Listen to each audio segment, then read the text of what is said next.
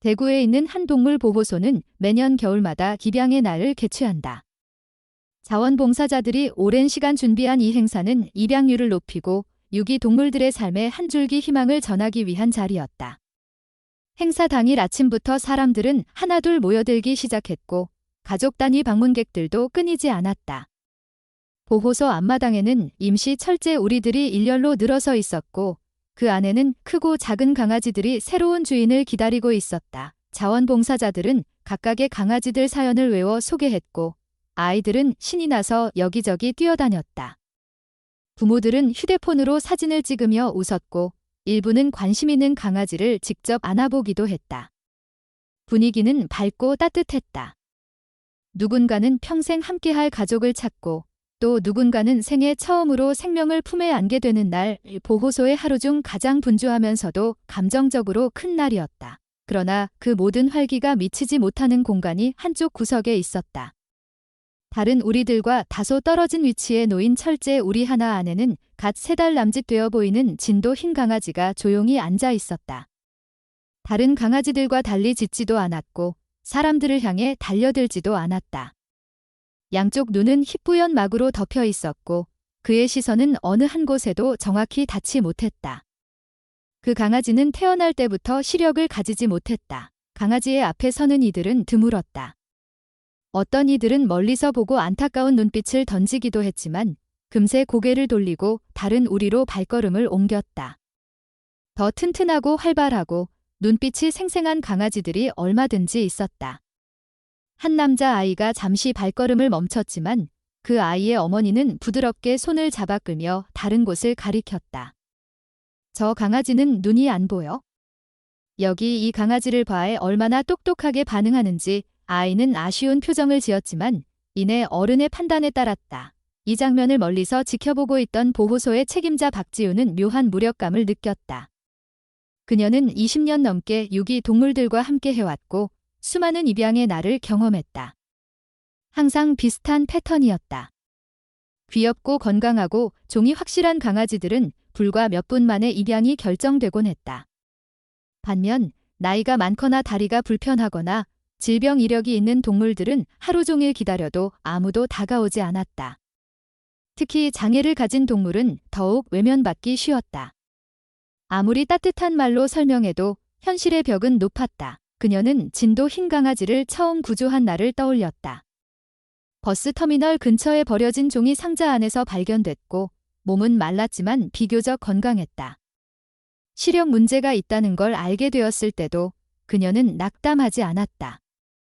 강아지는 음식을 잘 먹었고 익숙한 공간에서는 방향 감각도 있었다. 하지만 입양의 날만 되면 박지우는 결과를 예상할 수밖에 없었다. 어떤 날은 분노했고 어떤 날은 체념했으며 어떤 날은 눈물을 참기 어려웠다. 그래도 그녀는 매년 강아지를 데리고 나왔다. 혹시라도 누군가가 마음을 열지는 않을까 하는 작은 희망 때문이었다. 시간은 흐르고 입양 행사의 절반이 지나갔다. 여러 강아지들이 새로운 가족과 함께 떠났고 자원봉사자들은 조금씩 정리 준비에 들어갔다. 진도 흰 강아지는 한 번도 우리 밖으로 나가보지 못했다. 먹을 물은 한 번 마셨고 준비된 사료는 거의 건드리지 않았다. 가만히 앉아서 주변의 소리를 듣거나 냄새를 맡으며 자신만의 세상을 구축하려 애쓰는 듯 보였다. 박지우는 강아지의 우리 앞에 작은 안내판을 다시 정리하며 입술을 꼭 다물었다. 태어날 때부터 앞을 볼 수 없지만 사람의 온기를 기억하는 강아지입니다.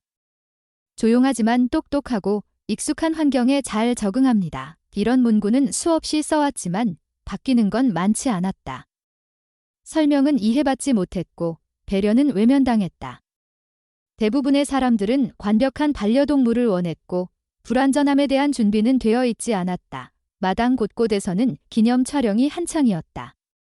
어떤 가족은 2마리 강아지를 입양했고 어떤 커플은 서로의 손을 잡고 환하게 웃으며 사료 봉투를 챙겼다. 자원봉사자들은 입양 서류를 작성하며 바삐 움직였고 어떤 아이는 새로 받은 강아지를 품에 안고 끝없이 이름을 불렀다. 그러나 박지윤의 시선은 끊임없이 한 곳으로 향했다. 진도 흰 강아지는 여전히 조용했다.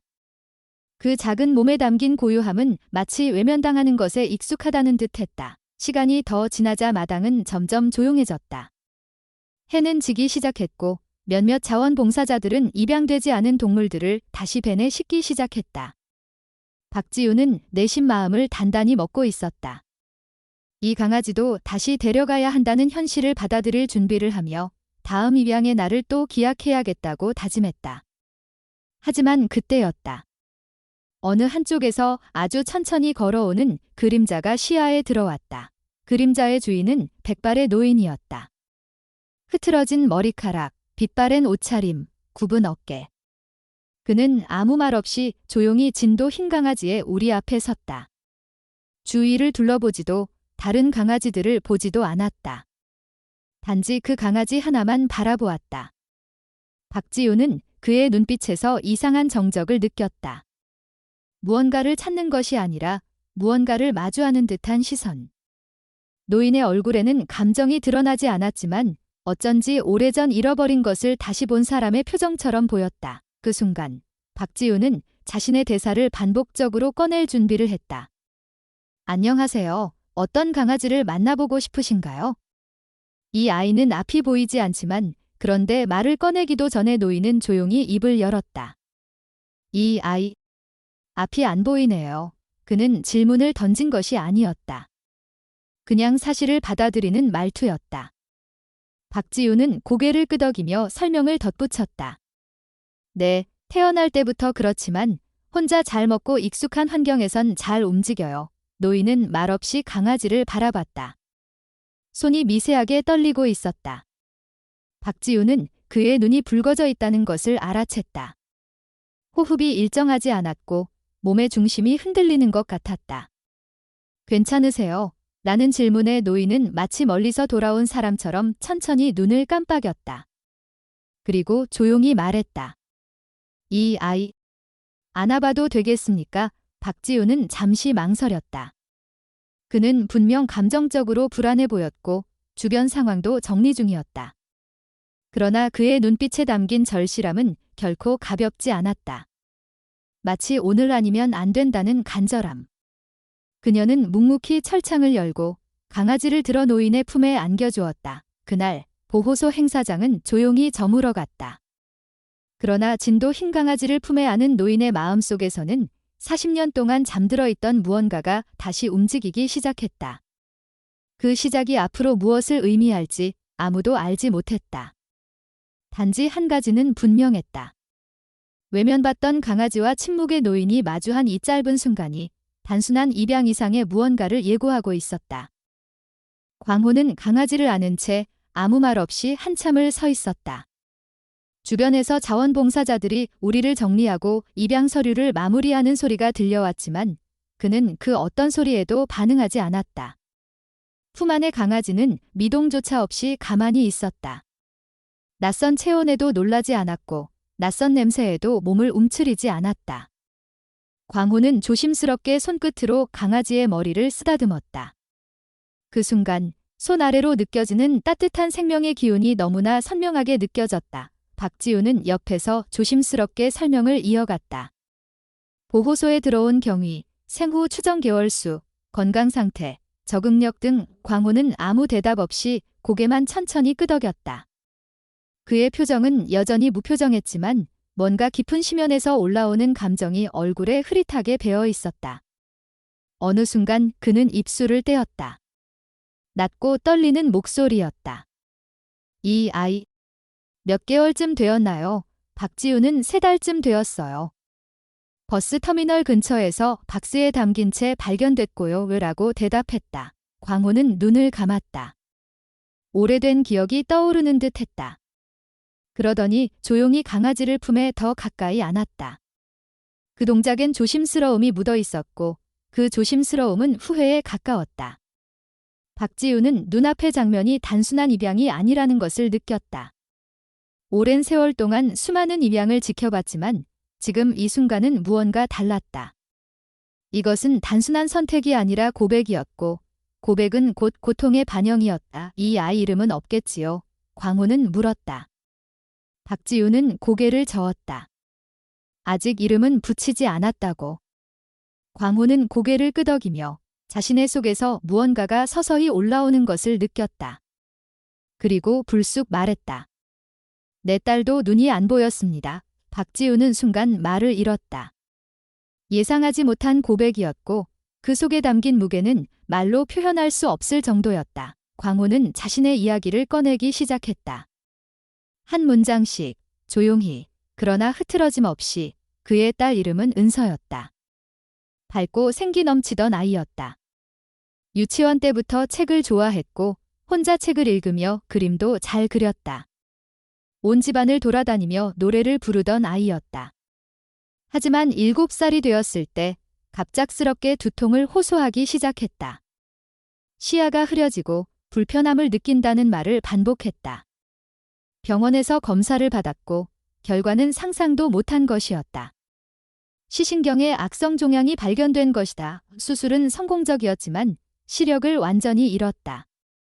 아이는 두 눈으로 세상을 보는 능력을 잃었고 광호는 아버지로서 딸을 온전히 마주볼 용기를 잃었다. 그 시기부터 그는 점점 집에 머무는 시간이 줄어들었다. 일터에 오래 남아 있었고 없는 약속을 만들어 밖에서 시간을 보내며 현실을 피했다. 은서가 방 안에서 울음을 참으며 아버지를 부를 때도 그는 아무 말 없이 거실에 머물렀다. 아내는 딸을 위해 브라유를 배우고 집안을 새롭게 정리하며 온 힘을 쏟았지만 광호는 그 모든 상황을 견디지 못하고 뒤로 숨었다. 딸이 9살이 되던 어느 날 밤, 은서는 어두운 거실에서 아버지를 기다리고 있었다. 그날도 늦게 귀가한 광호는 은서의 목소리를 들었다. 아빠, 나 안 좋아졌다고 해서 아빠가 나 싫어진 거야. 광호는 피곤하다는 말만 남기고 방으로 들어갔다. 은서는 한참을 울었고 아내는 현관문 앞에서 광호를 바라보며 말했다. 당신은 사람도 아니야? 당신은 그저 유령일 뿐이야. 그 후 아내는 이혼을 요구했다. 은서를 데리고 서울을 떠났고 연락처도 바꾸었다. 광호는 어떤 시도도 하지 않았다. 양육권을 요구하지 않았고 은서를 찾으러 가지도 않았다. 단지 양육비를 보내며 멀리서 소식을 듣기만 했다. 은서는 성장했고 브라유를 통해 학업을 이어갔고 대학에 진학했으며 결혼도 하고 아이도 낳았다. 광호는 한 번도 그 삶의 한가운데에 서본 적이 없었다. 그리고 3년 전 은서는 뇌동맥류로 세상을 떠났다. 장례 소식조차 전해 듣지 못했다. 먼 친척을 통해 알게 된 후 그는 홀로 묘지를 찾았다. 하얀 꽃을 들고 묘비 앞에 서서 한참을 서 있었다. 그때 그는 깨달았다. 이미 너무 많은 시간을 도망치며 살아왔다는 것을. 그 어떤 기회도 스스로 놓쳤고 이제는 용서를 구할 대상도 남아있지 않다는 것을. 광호는 그 이야기를 마치고 조용히 품에 안은 강아지를 바라보았다. 이 아이를 처음 봤을 때 은서가 돌아온 줄 알았습니다. 그는 입술을 떨며 말했다. 이 아이를 통해 내가 그때 하지 못했던 걸 해보고 싶습니다. 이번엔 도망치지 않고요. 박지우는 아무 말도 하지 못했다. 그의 이야기는 단순한 감정 표현이 아니었다. 그것은 오랜 죄책감의 고백이었고 그 고백은 이 조용한 강아지를 통해 새로운 시작을 하려는 의지의 표현이었다. 그녀는 조용히 입양 절차에 필요한 서류를 꺼냈다. 광호는 조용히 강아지를 안은 채 따라갔다. 다른 이들과는 달리 그의 발걸음엔 어떤 희망보다는 무거운 책임감이 담겨 있었다. 서류를 작성하는 동안도 광호는 시선을 강아지에게서 떼지 않았다. 이름을 적는 칸에서 그는 잠시 멈췄다가 천천히 한 글자를 적었다. 몽 희망을 뜻하는 이름이었다. 그는 말했다. 작고 연약하지만 세상을 향해 나아가려는 존재. 그게 은서였고 지금 이 아이입니다. 서류 작성을 마치고 자원봉사자들이 기본 물품을 챙겨주는 동안 광호는 조용히 앉아 있었다. 그는 마음속으로 어떤 결심을 되새기고 있었다. 이번만큼은 도망치지 않겠다는 다짐. 누구도 그에게 용서를 강요하지 않았지만 그는 스스로에게 용서를 구하고 있었다. 그리고 그 용서는 행동으로만 얻을 수 있다는 것을 잘 알고 있었다. 행사가 끝나고 다른 가족들은 웃으며 떠나갔다. 박지우는 마지막까지 남아 광호와 몽을 배웅했다. 그녀는 한마디를 덧붙였다. 이 아이, 잘 부탁드립니다. 광호는 고개를 끄덕였다. 그 말은 단지 책임을 전가하는 말이 아니었다. 그것은 한 생명을, 그리고 한 사람의 속죄를 함께 부탁하는 의미였다. 그날 대구 보호소에는 작지만 깊은 변화가 있었다. 한 노인은 과거를 정면으로 마주했고 한 강아지는 드디어 누군가의 품에 안기게 되었다. 그것이 단순한 입양으로 끝날지 아니면 인생의 전환점이 될지는 아직 알 수 없었다. 하지만 분명한 것은 광호는 이번만큼은 놓치지 않겠다는 결심을 품에 안고 돌아갔다는 사실이었다. 그리고 그 결심은 조용히 품 안에서 숨을 쉬는 몽을 통해 조금씩 현실이 되어가고 있었다. 광호는 입양 서류를 품에 넣고 보호소를 나선 뒤에도 마음이 가라앉지 않았다. 몽이라는 이름을 적는 순간부터 이미 그는 스스로를 되돌릴 수 없다는 것을 알고 있었다. 누군가에게 보이기 위한 선택이 아니었다. 불쌍해서 내린 결정도 아니었다. 그에게 몽은 단순한 강아지가 아니라 끝내 마주하지 못했던 과거가 다시 손을 내민 형태였다. 그는 그 손을 잡았다. 그리고 그 순간부터 광호의 삶은 다시 무너질 수도, 다시 세워질 수도 있는 갈림길 위에 놓였다. 광호가 살던 곳은 오래된 다세대 주택이었다. 위층에는 세입자가 있었지만 얼굴을 마주치는 일은 드물었다. 그는 혼자 살았고 그 사실은 오랜 세월 그의 일상이었다. 젊었을 때는 일 때문이라 여겼고 중년에는 습관이라 여겼고 노년에는 벌이라 여겼다. 집안에는 생활에 필요한 것만 있었고 그 외의 것들은 점점 사라졌다. 가족의 흔적도, 웃음의 흔적도, 축하의 흔적도 남지 않았다. 광호는 그런 집에 몽을 데려왔다. 작은 종이 상자에 담긴 하얀 강아지는 보호소에서 받은 약과 사료, 간단한 안내문과 함께 조용히 숨을 쉬고 있었다. 박지훈이 적어준 주의사항이 떠올랐다. 48시간 안에 병원 방문, 정해진 사료만 급여, 스트레스 최소화, 낯선 환경 적응을 돕기. 광호는 종이를 여러 번 접었다 폈다. 그는 평생 누군가의 삶을 돕는 역할을 제대로 해본 적이 없었다. 책임을 져야 하는 순간마다 그는 다른 선택을 했다. 그 선택은 늘 도망이었다. 몽을 집 안으로 들여놓는 순간 그는 다시 한번 자신에게 질문했다. 이번에는 정말 다를 수 있을까? 이번에는 끝까지 남을 수 있을까? 몽은 상자 안에서 잠들어 있다가 낮은 소리에 반응하듯 잠깐 움직였다. 눈은 희뿌옇게 덮여 있었고 그 눈동자는 세상을 담지 못했지만 몽은 그 대신 다른 감각으로 모든 것을 읽어내고 있었다. 작은 숨소리, 낯선 냄새, 바닥의 재질, 공기의 흐름 같은 것들. 광호는 그 사실을 알고 있었다. 왜냐하면 은서도 그랬기 때문이다. 은서도 눈이 멀고 난 뒤 세상을 다시 배웠다. 손끝으로, 귀로, 냄새로, 기억으로. 광호는 그 장면을 너무 많이 보았다. 다만 그때 그는 옆에 있지 않았다. 멀리서 보았고 더 멀리 도망쳤다. 몽이 상자 밖으로 나오자마자 멈칫했다. 낯선 공간에서 움직이는 것 자체가 두려움이었고 그 두려움은 소리로 드러났다. 짧고 낮은 낑낑거림이 반복되었다. 광호는 그 소리를 듣는 순간 심장이 조여왔다. 오래전 은서가 수술 후 처음 집에 돌아왔던 날이 겹쳐졌다. 은서는 집안에서 방향을 잃고 멈춰 서곤 했다. 아무도 밀지 않았는데도 스스로가 무너지는 듯한 표정으로 어디로 가야 할지 몰라 그 자리에 멈춰 있었다. 아내는 은서에게 손을 내밀었고 은서는 그 손을 잡고 다시 한 걸음씩 나아갔다. 광호는 그 장면을 보면서도 움직이지 못했다. 그는 아내의 강함을 이해하지 못했고 딸의 변화는 그에게 공포였다. 사랑해야 하는데 사랑할 자신이 없었다. 그때 그는 자신이 좋은 아버지라고 착각하고 있었지만 실은 그 반대였다. 그는 두려움에 굴복한 사람이었다. 몽이 작은 낑낑거림을 더 크게 내자 광호는 결국 결심했다. 그는 몽이 움직일 수 있는 방식에 맞춰야 한다고 생각했다. 눈이 보이지 않는 존재에게는 설명이 아니라 일관성이 필요했다. 늘 같은 자리, 늘 같은 순서, 늘 같은 냄새. 광호는 몽에게 집 안을 익히게 하기로 했다. 방 하나, 부엌, 거실, 화장실의 위치를 머릿속에 고정시키듯 몽의 감각에 맞춰 차근차근 구조를 알려주기로 했다. 그는 그 과정을 자신에게도 적용하고 있었다. 그에게도 일관성이 필요했다. 끝까지 남는다는 것, 반복해서 남는다는 것, 도망치지 않는다는 것. 광호는 몽의 먹이를 준비했다. 보호소에서 받은 사료를 안내문대로 물에 조금 불렸다. 몽은 냄새를 맡았고 잠깐 망설였지만 천천히 먹기 시작했다. 그 모습은 광호에게 또 다른 기억을 불러왔다. 은서가 숟가락의 위치를 찾지 못해 허공을 더듬던 장면?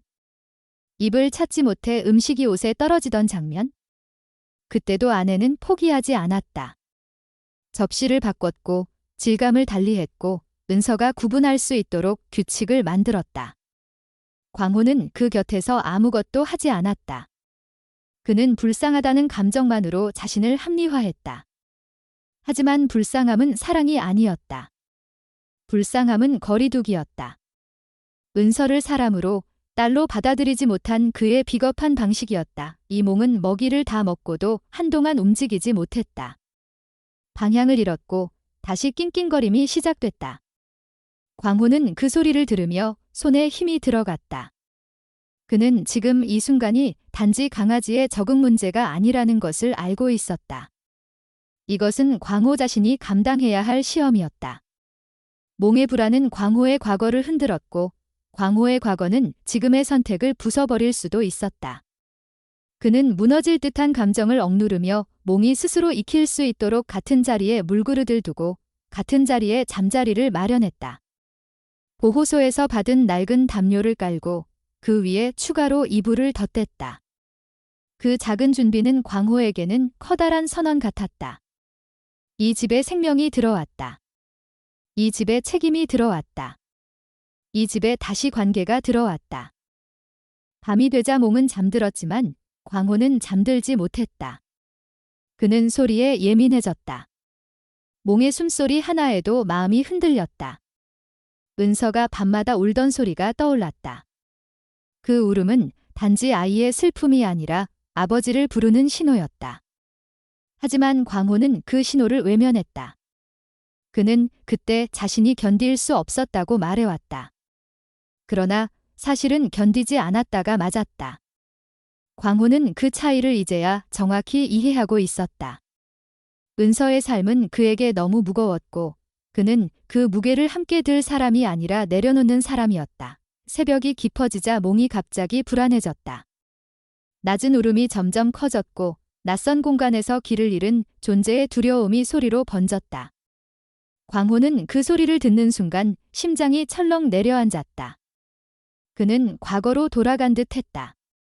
은서가 밤에 아버지를 부르던 순간으로, 아내가 은서를 달래던 순간으로, 자신은 침대에서 눈을 감고 지나가겠지라고 생각하던 순간으로.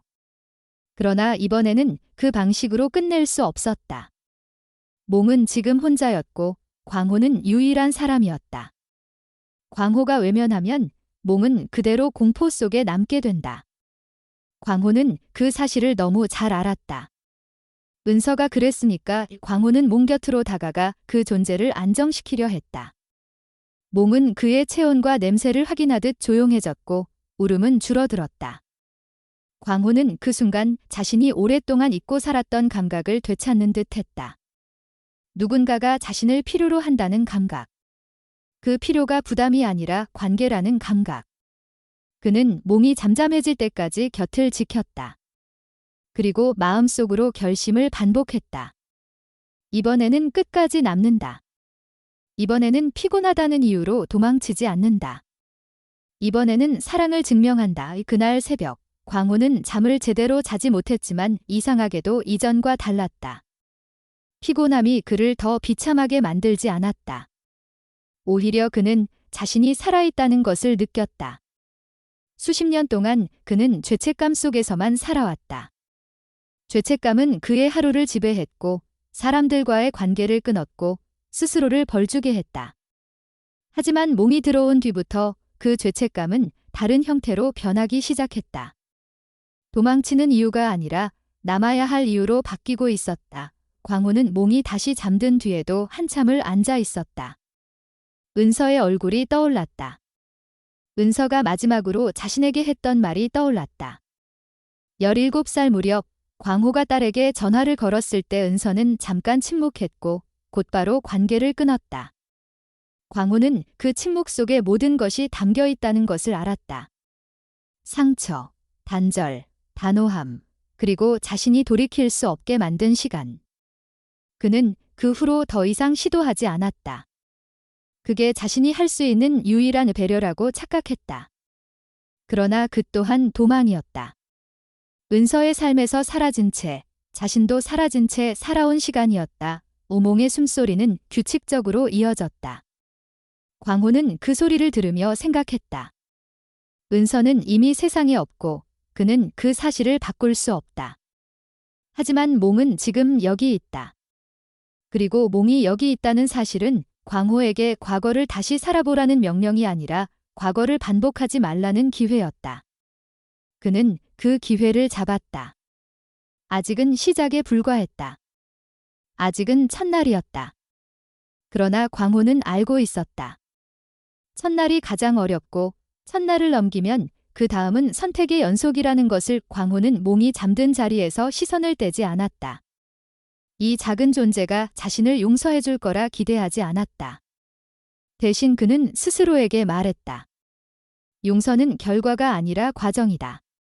남는 것, 책임지는 것, 도망치지 않는 것, 그것을 반복하는 것. 광호는 이제 그 과정을 시작했다. 은서에게는 너무 늦었지만 몽에게는 아직 늦지 않았다. 그리고 광호 자신에게도 완전히 늦은 것은 아니었다. 다음 날 아침, 광호는 평소보다 훨씬 일찍 눈을 떴다. 몽은 아직 자고 있었고 작은 숨소리가 일정하게 들려왔다. 불과 하루 전만 해도 그의 삶에는 이런 정적이 무거운 공허함이었는데 지금은 다르게 느껴졌다. 그 고요함 속엔 존재의 기척이 있었고 그것만으로도 집안의 공기가 달라졌다. 광호는 일어나 몽의 사료를 준비하고 물그릇도 새로 채웠다. 보호소에서 받은 지침에 따라 정해진 시간에 먹이를 주고 일정한 루틴을 만들어야 한다는 것을 기억했다. 몽은 조금씩 익숙해지고 있었지만 여전히 낯선 곳에 대한 경계심이 남아 있었다. 오전 내내 광호는 몽이 움직이는 동선을 살피며 물건들을 재배치했다. 가구의 위치를 바꾸지 않고 몽이 부딪히지 않도록 가장자리에 천을 덧댔다. 바닥에 미끄럼 방지 매트도 깔았다. 그것은 단순한 배려를 넘는 일이었다. 광호가 처음으로 누군가의 생활을 먼저 고려해 공간을 바꾸는 일이었다. 그는 자신이 은서에게 해주지 못했던 일들을 떠올렸다. 딸이 실명한 이후 아내가 모든 가구에 스티커를 붙이고 모서리를 덮개로 감쌌다. 접시의 모양과 식사의 순서도 바꿨다. 광호는 그런 변화들을 멀리서 바라보기만 했다. 그 정도까진 해야 하나라는 생각조차 했었다. 지금 돌아보면 그 모든 무관심이 은서에게는 상처였을 것이다. 오후가 되어 몽은 혼자서 물그릇을 찾아 마셨고 그 행동은 광호에게 작지만 큰 감동이었다. 반복된 설명과 구조 속에서 몽이 공간을 기억하고 있다는 것을 의미했다. 강아지에게는 그것이 본능이었을 수도 있다. 하지만 광호는 단순한 적응 이상의 의미를 느꼈다. 그것은 자신이 존재하고 그 존재가 누군가에게 도움이 된다는 증거였다. 그는 그 감정이 낯설고 따뜻하다는 것을 동시에 느꼈다. 광호는 서랍에서 오래된 수첩을 꺼냈다. 은서가 초등학교 저학년이던 시절 학교에서 만든 가족 일기장이었다. 그는 수첩 속 그림과 글씨를 하나씩 넘겨보았다. 오늘은 엄마랑 시장 갔다. 아빠는 늦게 들어왔다. 내가 좋아하는 귤 사다 줬다. 이 짧은 문장이었지만 그 안에는 어린 은서가 아버지를 기다렸던 마음이 담겨 있었다. 그는 그 시절에도 가족의 중심에 있지 않았다. 일 때문에, 스트레스 때문에, 혹은 이유 없는 무관심 때문에 그는 늘 한 발 물러나 있었다. 그때는 몰랐다. 시간이 지나고 나서야 그 거리감이 돌이킬 수 없는 단절이 되었음을 은서가 시력을 잃은 후에도 그는 여러 번 그 수첩을 봤다. 하지만 마음은 달라지지 않았다. 죄책감은 있었지만 행동으로 이어지지 않았다. 아내는 끝없이 움직였고 광호는 점점 더 조용해졌다. 회피는 습관이 되었고 그 습관은 가족과의 거리를 당연하게 만들었다. 결국 아내는 떠났고 은서도 떠났다. 그 이후 광호는 누구와도 진심으로 연결되지 않았다. 은서가 세상을 떠났다는 소식을 들었을 때조차 그는 아무에게도 말을 하지 못했다. 장례식도 참석하지 못했고 무덤 앞에서 꽃을 놓고 돌아서기까지도 말을 한마디도 하지 못했다. 지금 그의 앞에는 몽이 있었다. 아무 말도 하지 못하고 아무것도 볼 수 없지만 분명한 존재감으로 광호의 하루를 바꾸고 있었다. 그 변화는 작고 느렸지만 확실했다. 저녁 무렵 몽은 잠자리에 들기 전 잠시 불안해했지만 곧 진정되었다. 광호는 그 곁에 앉아 조용히 머무르며 하루를 돌아보았다. 그는 자신이 지금 하고 있는 행동이 특별하다고 생각하지 않았다. 다만 그동안 하지 않았던 일일 뿐이었다. 아이가 불안해할 때 곁에 있는 것, 식사할 수 있도록 도와주는 것, 공간을 안전하게 만드는 것, 그 모든 일은 아버지로서 당연한 것이었고 반려인으로서 기본적인 일이었다. 그는 그 기본을 이제야 배우고 있었다. 다음 날 광호는 몽과 함께 근처 병원에 가기로 했다. 보호소에서 받은 백신 일정과 건강 체크리스트가 있었고 첫 검진은 필수였다. 병원은 집에서 도보로 15분 정도 거리에 있었고 광호는 작은 캐리어를 준비해 몽을 조심스럽게 넣었다. 가는 길 내내 몽은 조용했다. 병원에 도착하자마자 접수를 하고 대기실에서 이름을 불리길 기다렸다. 수의사는 몽의 상태를 꼼꼼히 확인했고 태어난 지 3달 정도 되었으며 심각한 건강 문제는 없다고 진단했다. 시력은 완전히 손상된 상태였지만 청각과 후각은 예민하게 반응했고 체온과 장기 상태도 양호했다. 백신을 마치고 기생충 약도 추가로 처방받았다. 광호는 안내받은 약 복용법을 꼼꼼히 수첩에 적었다. 수의사는 강아지가 시각을 대신할 감각에 더욱 의지하기 때문에 변화에 민감할 수 있고 특히 사람과의 교감이 중요하다고 조언했다. 광호는 고개를 끄덕이며 마음속으로 다짐했다. 몽이 자신의 존재를 통해 안정감을 느낄 수 있도록 노력하겠다고. 이 병원을 다녀온 후 몽은 피곤한 듯 한동안 잠을 잤다. 광호는 그 사이에 집안을 한 번 더 정리했다.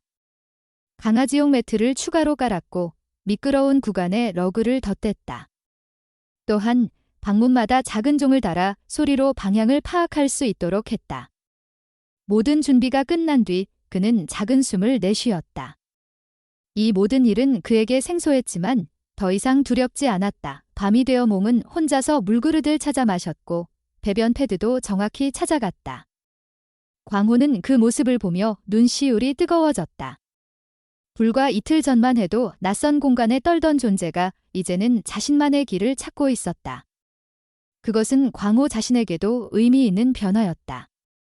그는 이제 몽과 함께 살아가고 있었다.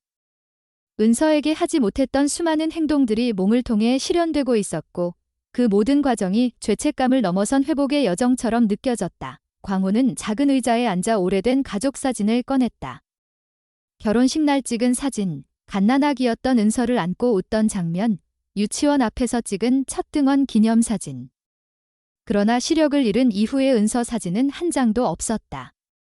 그는 그 시절의 딸을 사진으로 남길 용기를 내지 못했다.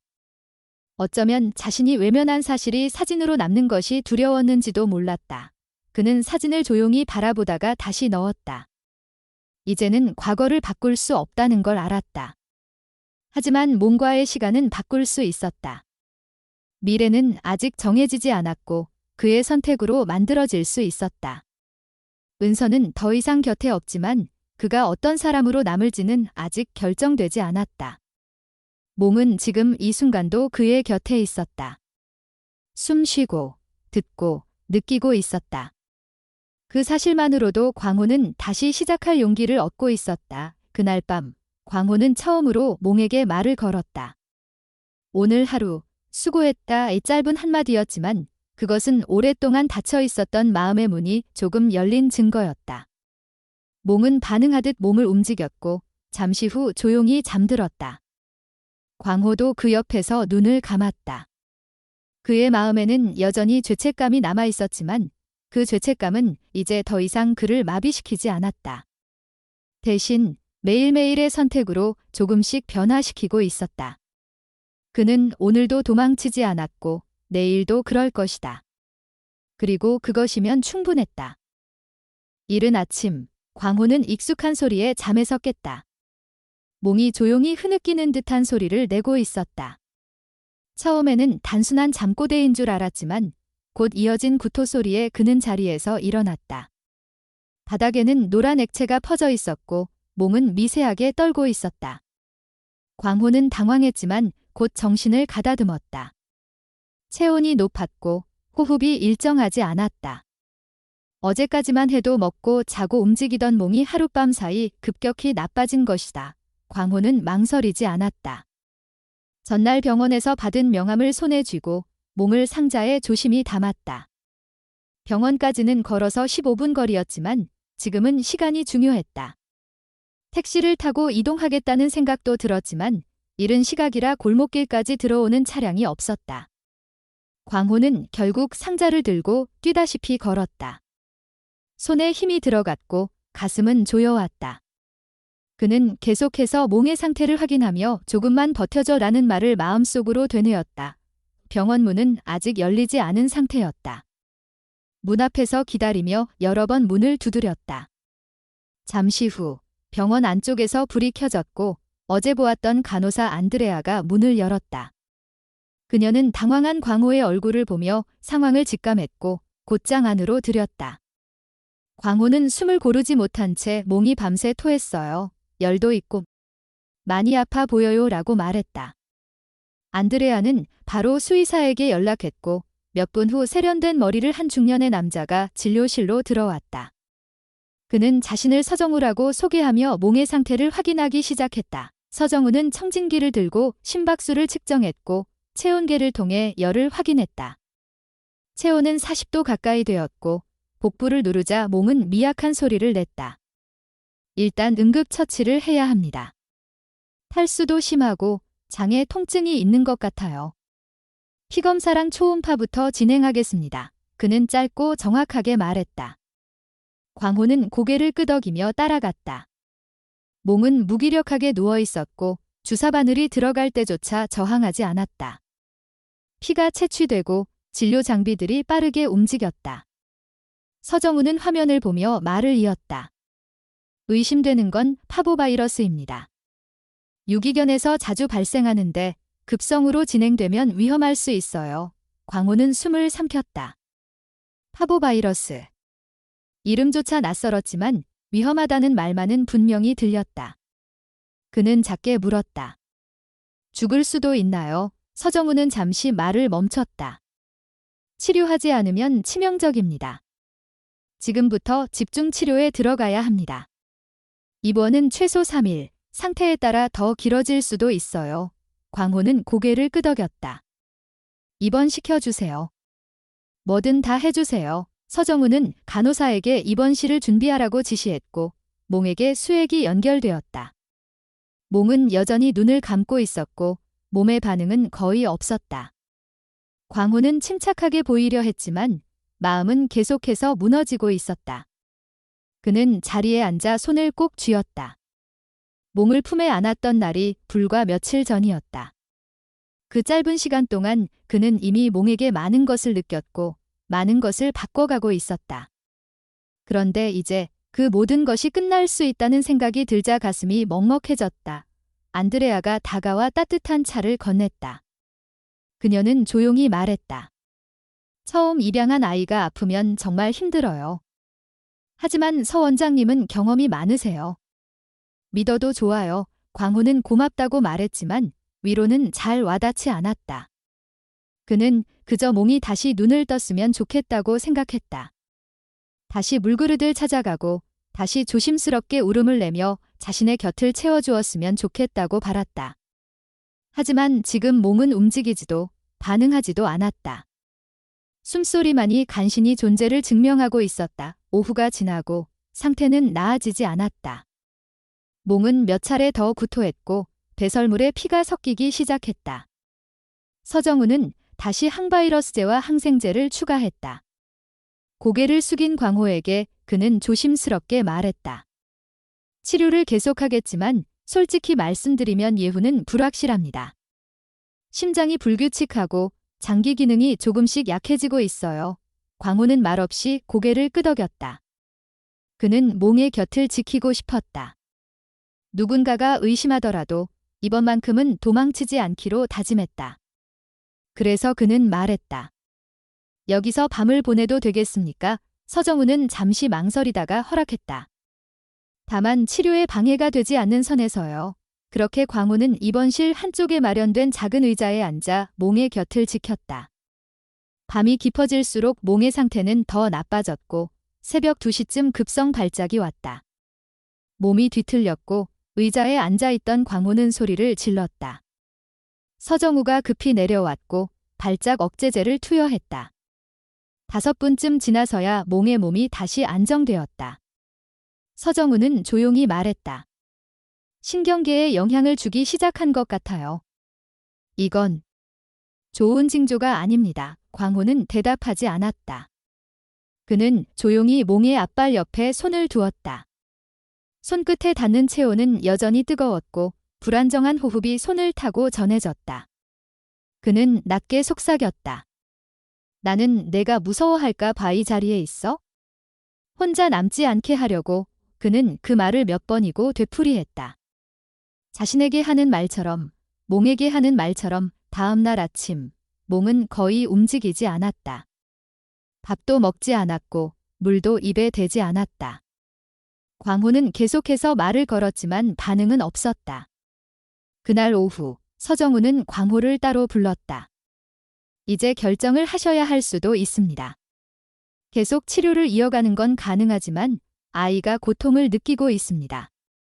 생명을 연장시키는 것만이 능사는 아닙니다. 광호는 그 말을 듣고 긴 침묵에 빠졌다. 그는 알고 있었다. 이 말의 의미가 무엇인지. 그리고 자신이 과거에 어떤 결정을 했는지 그는 오랫동안 침묵하다가 입을 열었다. 조금만 더, 하루만 더 치료해주세요. 제발. 서정우는 고개를 끄덕이며 조심스럽게 말했다. 하루 더 해보겠습니다. 하지만 정말 마지막일 수도 있습니다. 광호는 고개를 끄덕였다. 마음은 이미 갈라져 있었다. 현실은 잔인했고 희망은 옅었다. 그러나 그는 이번에는 끝까지 지켜보고 싶었다. 예전처럼 도망치지 않고 눈을 감지 않고 누군가의 마지막을 지키고 싶었다. 그날 밤 광호는 다시 입원실 바닥에 조용히 앉아 있었다. 손은 여전히 몽의 옆에 머물러 있었고 눈은 몽의 숨결을 따라 움직였다. 그는 낮은 목소리로 말을 걸었다. 은서야, 이번엔 도망치지 않을게. 내게 해주지 못한 걸 지금 하고 있어? 몽에게라도 제대로 하고 싶어. 눈물이 흘렀지만 그는 닦지 않았다. 고통도 죄책감도 이젠 함께 살아야 할 감정이었다. 그는 지켜보았다. 몽이 다시 숨을 고르게 쉬기 시작하길 바랐다. 작고 연약한 몸이 다시 한번 삶을 붙잡길 바랐다. 그 새벽 아무 일도 일어나지 않았다. 몽은 여전히 잠들어 있었고 생명은 아주 약한 선으로 이어져 있었다. 그러나 광호는 포기하지 않았다. 그는 한순간도 자리를 비우지 않았다. 그에게 그것은 죄책감의 보상이 아니라 사랑의 증명이었다. 그는 끝까지 그 자리에 남기로 마음먹었다. 지금 그에게 필요한 것은 기적이 아니라 책임이었다. 그 책임은 몽이 살아있든 살아있지 않든 동일했다. 그리고 그는 마침내 깨달았다. 사랑은 남는 것이고 남는다는 것은 끝까지 지켜보는 일이라는 것을. 다음 날 새벽, 광호는 몽의 숨소리에 귀를 기울이며 잠에서 깼다. 익숙한 고르지 못한 리듬이었다. 지난 이틀 동안 반복되어 온 그 불안한 호흡은 광호의 마음을 끝없이 깎아내렸다. 손끝으로 닿는 체온은 여전히 뜨거웠고 몸은 축 늘어진 채였다. 서정우 수의사가 말한 마지막 하루는 이미 반을 넘기고 있었다. 아침이 밝았지만 희망은 여전히 어둠 속에 있었다.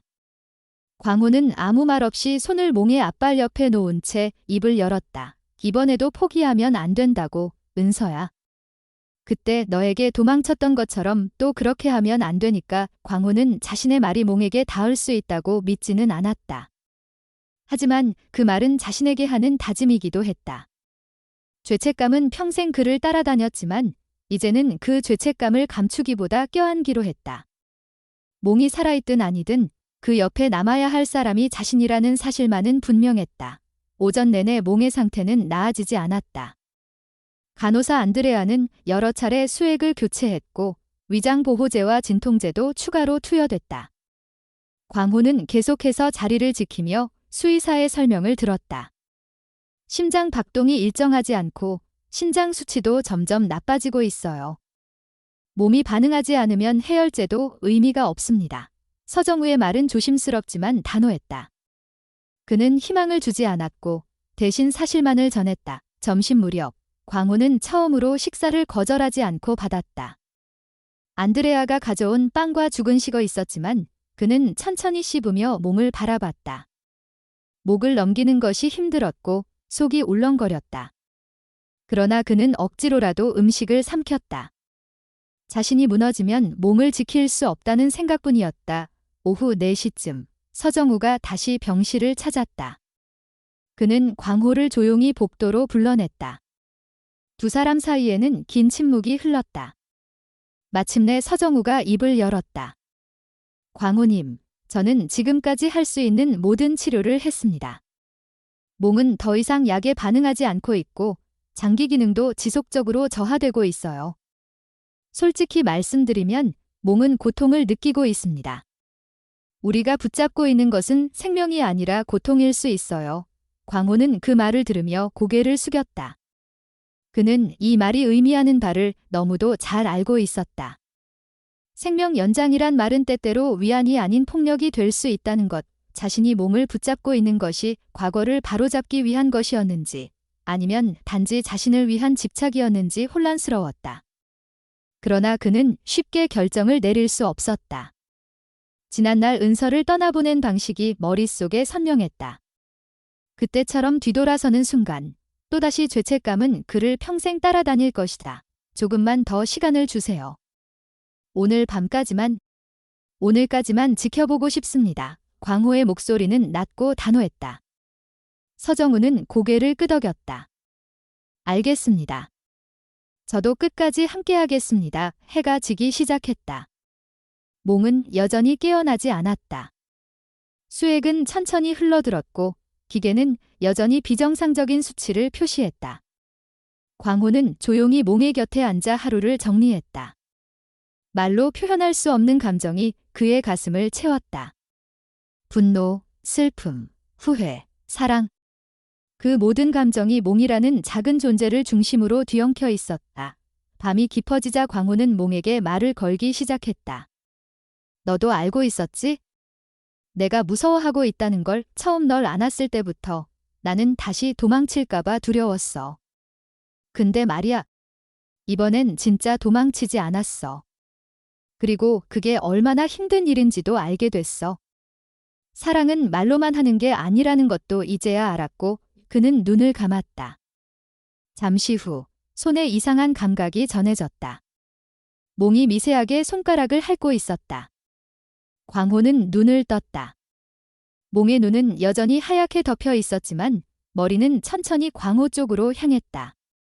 그 작은 움직임 하나에 그의 가슴은 크게 요동쳤다. 몽. 괜찮아. 광호는 손으로 몽의 머리를 살짝 감쌌다. 그 순간 몽이 다시 한번 손가락을 핥았다. 그것은 신호였다. 살아있다는 신호. 아직 포기하지 않았다는 신호.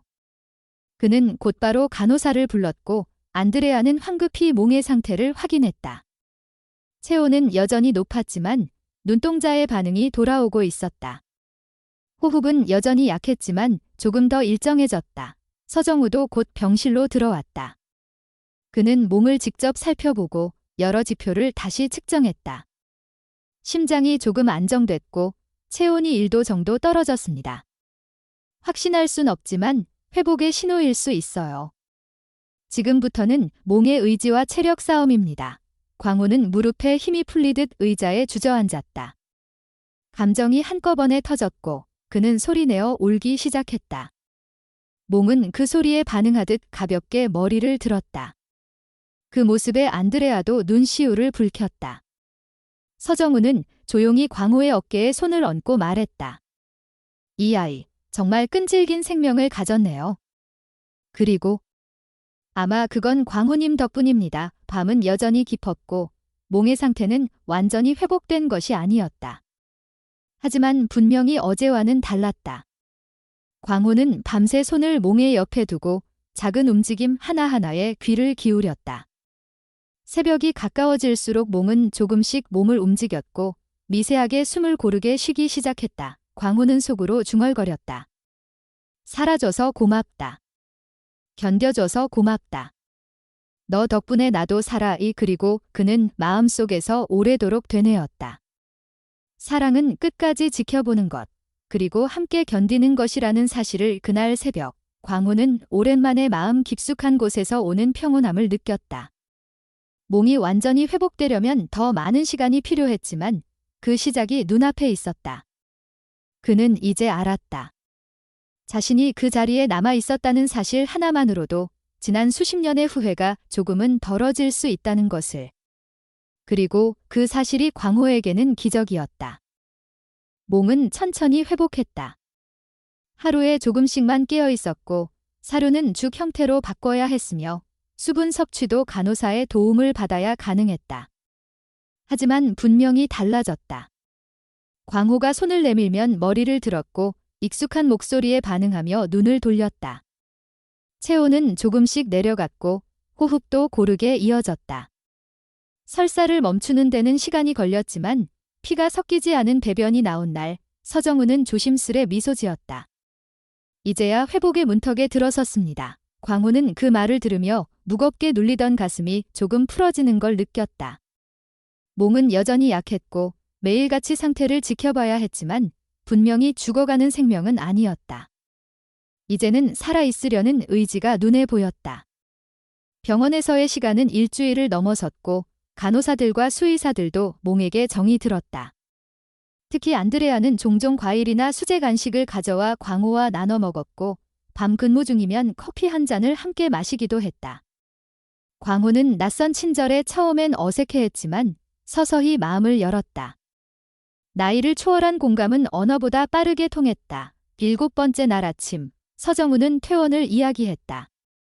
몽의 주요 장기 수치는 안정되었고 체온도 정상에 가까웠다. 집에서 잘 돌보시면 됩니다.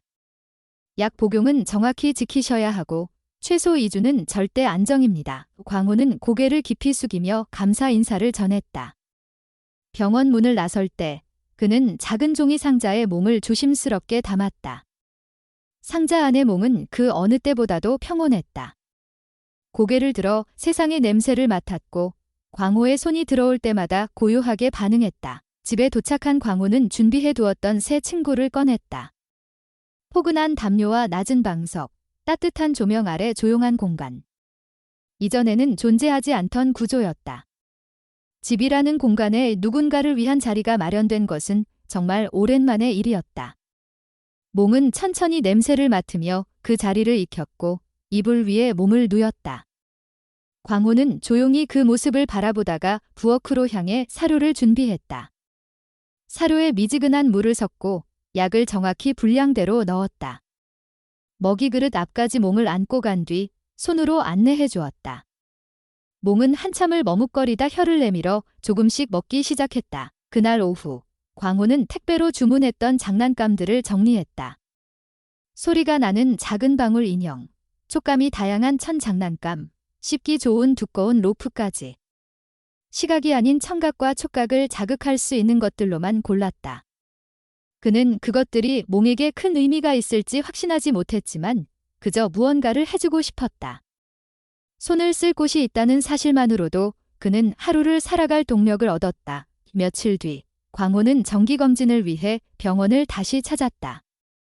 상태는 더 좋아졌고 약 복용도 잘 이루어지고 있었다. 서정우는 마지막으로 이런 말을 덧붙였다. 혹시 기회가 된다면 몽을 치료견 프로그램에 등록해 보시는 건 어떠세요? 장애 아동이나 요양시설에서 큰 도움을 주는 경우가 많습니다. 광호는 고개를 저었다. 이 아이가 앞을 못 보는데요. 서정우는 미소 지었다. 그래서 오히려 더 깊은 교감이 생기는 경우도 있어요. 그 말은 마음에 오래 남았다. 광호는 며칠을 고민했다. 과연 몽이 그런 자리에 나설 수 있을까? 그리고 자신은 그 옆에 함께 설 수 있을까? 그러던 중 윗집에서 들려오는 발소리에 익숙하지 않은 기척이 섞여 있다는 걸 느꼈다. 맑고 가벼운 리듬, 일정하지 않은 보폭. 아이였다. 며칠 지나지 않아 우연히 마주친 이웃에게 물었다. 위층에 새로 이사 오신 분이 있나요? 그러자 대답이 돌아왔다. 아니요. 원래 살던 분 맞아요. 딸이랑 같이 살아요. 손녀가 자주 놀러 오나 봐요. 광호는 고개를 끄덕였다. 그리고 그날 저녁, 몽과 함께 조용히 집 앞을 산책하던 중 위층 아주머니와 마주쳤다. 안녕하세요. 광호 씨, 그 강아지가 몽이에요?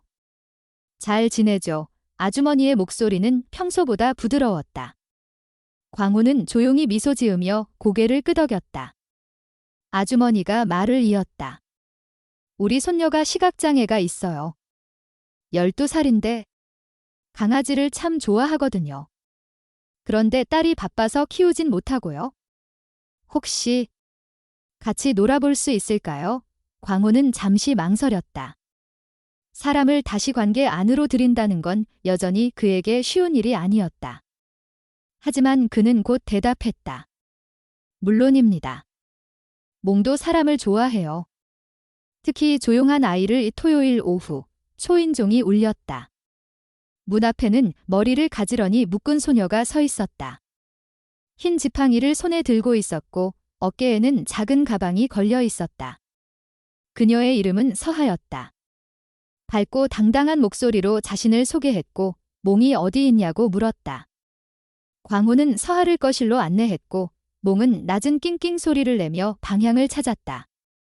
서하는 조심스럽게 손을 내밀었다. 몽이 다가와 손등을 핥았다. 서하는 웃으며 말했다. 나 좋아하나 봐요. 광호는 고개를 끄덕였다. 그럴 거예요.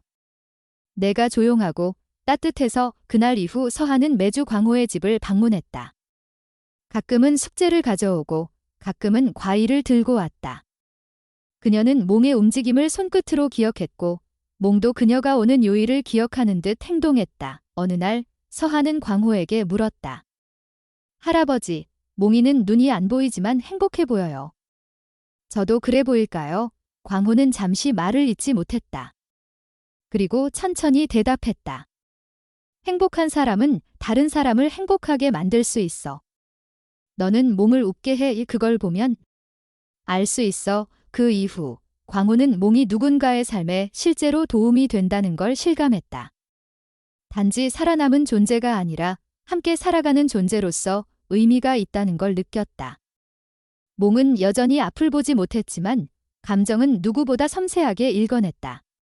서하가 힘든 날이면 더 가까이 다가갔고 기분이 좋은 날이면 방울 인형을 물고 왔다. 광호는 어느 날 병원에서 받은 제안을 다시 떠올렸다.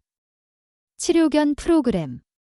그는 신청서를 작성했고 몇 차례의 사전 평가를 거쳐 몽은 지역 아동센터에서 정기방문 치료견으로 활동할 수 있는 허가를 받았다.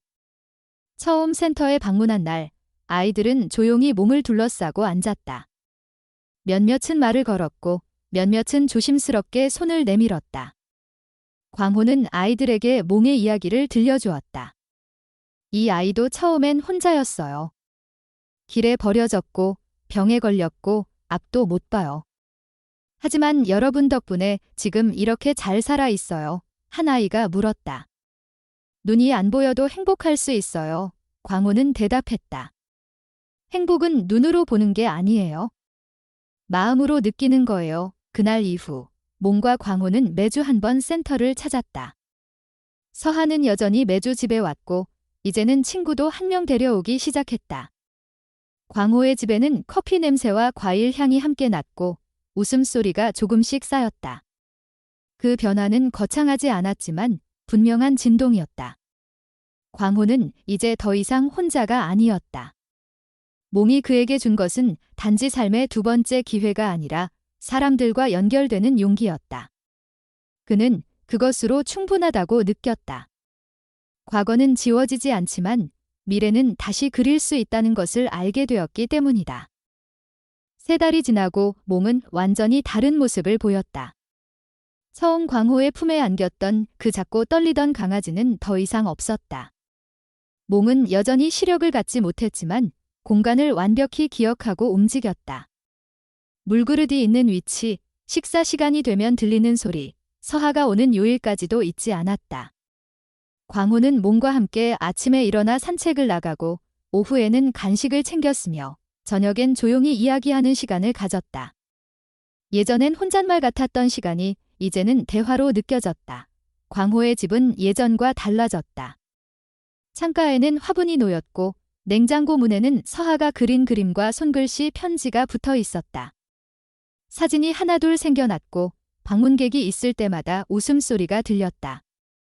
서하는 매주 토요일마다 놀러왔고 가끔은 친구들을 데려오기도 했다. 몽은 사람들을 기억했고 낯선 발소리에도 귀를 세웠다. 아이들은 몽을 만지며 웃었고 광호는 그 모습에서 삶의 의미를 다시 찾았다. 어느 날 오후 서하가 조용히 말했다. 할아버지, 저 수의사가 되고 싶어요. 몽이 아팠을 때 이야기 듣고 나서부터 계속 생각했어요. 광호는 눈을 깜빡였다. 그런 말을 듣게 될 줄은 몰랐다. 그는 조용히 물었다. 왜 수의사야? 서하는 대답했다. 특별한 동물들을 돌보고 싶어요. 사람들이 잘 안 보려고 하는 애들. 몽처럼.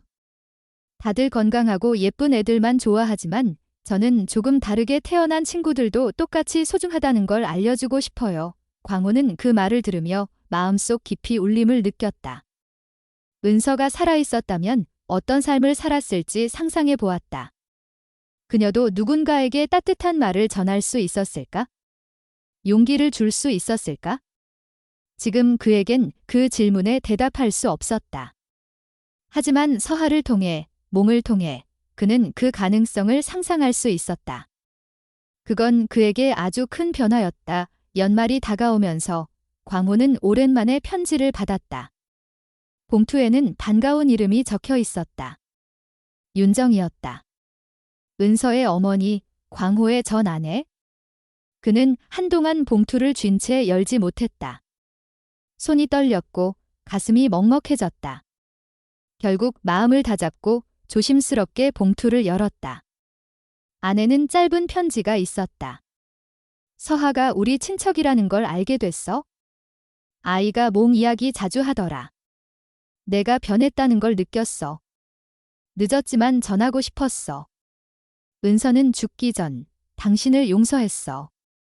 그냥 그걸 알려주고 싶었어. 광호는 편지를 가슴에 안고 한참을 눈을 감았다.